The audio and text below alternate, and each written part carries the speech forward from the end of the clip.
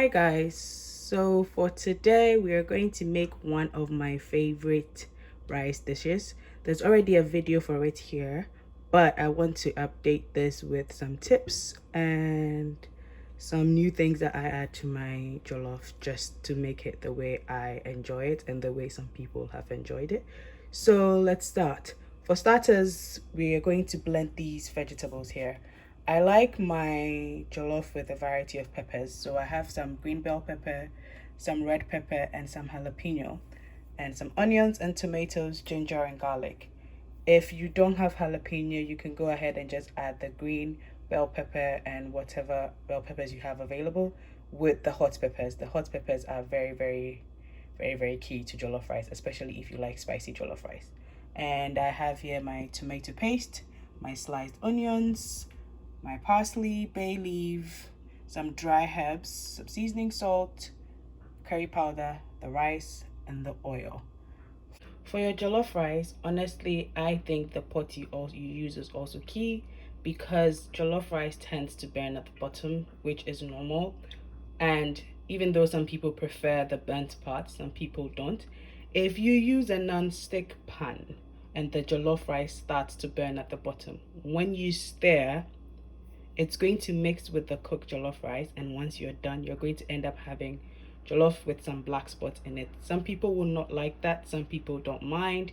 If you don't like that, just use a pot that isn't a non-stick pot. To start your jollof rice, you add in your oil, sliced onions, some bay leaf, the dry herbs. In addition to the dry herbs, there was curry powder in this. So you stir it and leave it to fry and become fragrant. Then in your tomato paste.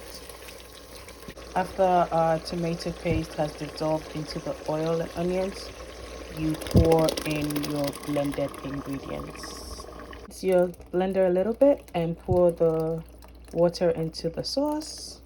At this point, I like to season my stew before it's fully cooked. Why? Because I want the spices to go in with the sauce while it's cooking, and then once it's cooked, I adjust to my taste. So added in some nutmeg. Add in all your spices, just leave the stew to cook on its own. We will know our stew is ready when all the oil, well, some of the oil comes to the top. I also cook with a lot of oil in my stews because it speeds up the process, and once the stew is ready, I scoop some of the oil out. As you can see, our stew is basically almost ready. What I'm going to do is scoop up the excess oil and put it aside for my next stew or my next jollof rice.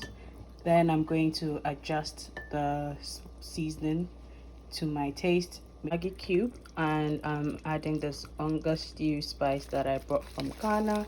If you don't have this, you can just use your regular Maggi and your seasoning that you have, and it will work just fine. Here's another tip. Because I don't have any stock for my jollof, I put some water and I added the spices I've been using throughout the jollof, and this would go in once I add the rice. If you're going to add water to your rice, make sure you know your rice very well, because some rice like water, some don't like a lot of water. So know what rice you're using and know how much water to put into it. Once I add in the water to my jollof, you would see what I'm talking about. So we add in our rice now. If your rice isn't stored in a good place, you might want to wash it before you add it into it. And then, as you can see, the stew is more than the rice, so we are going to add in more rice. I don't want soggy jollof, so I'm going to add in more rice. At this point, I'm going to add a little bit of water, because even though my sauce is a little on the watery side, I still need water to cook the rice. So you add it little by little, just so you get the right amount of water in there. Again, like I said, know the rice you're using, and then that will determine how much water you put in the jollof.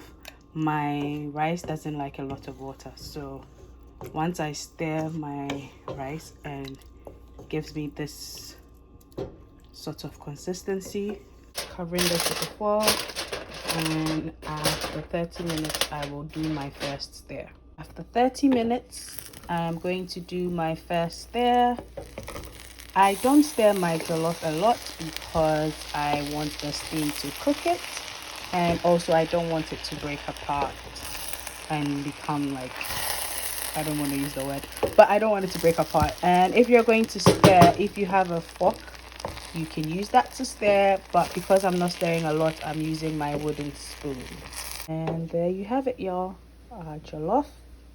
Yummy yummy jollof rice. So I'm going to add some corned beef to this just for my own preference because there's no goat or beef in this, so I will be adding corned beef to give it more flavor, and because in dangomi, like my mother would say in Ghana.